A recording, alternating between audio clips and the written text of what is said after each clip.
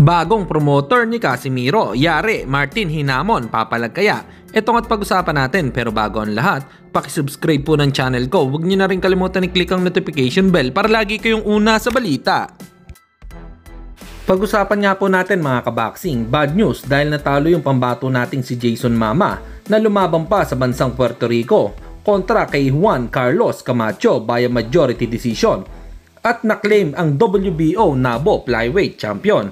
Bagamat madami ang nadismaya dito dahil 2 beses na pinatumba ni Jason Mama itong si Camacho sa 3rd round at 9. Pero hindi pa din nasungkit ang panalo. Sa scorecard kasi ay 96-92 for Camacho, 96-92 for Mama, 96 at 93 for Camacho. Halata umano ang naging dayaan sa laban na ito. Para sa inyo mga kaboxing, ano po ang opinion nyo rito? Comment lang kayo sa ibaba.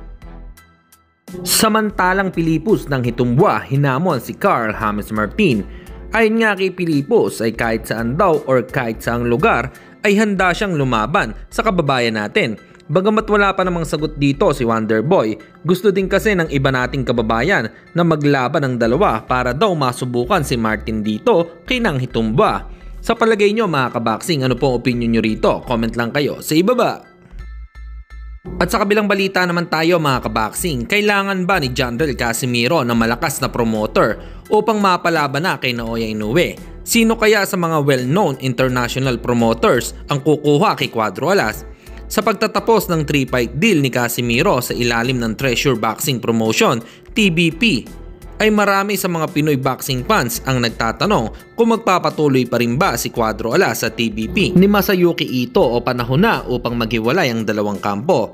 Interesado rin ba ang TBP na i-renew ang contract ni Casimiro sa kabila ng kanyang 1-year suspension sa Japan? Panahon na rin ba upang humanap ng panibagong promoter si Casimiro na may kakayanan na ibigay ang kanyang hinahangad na big fights? Kung kayo po ang tatanungin mga kaboxing, ano po ang masasabi nyo rito? Comment lang kayo sa ibaba. Hanggang dito na lang muna ang ating balita. Dito na lang ang aking boxing news report. Babu!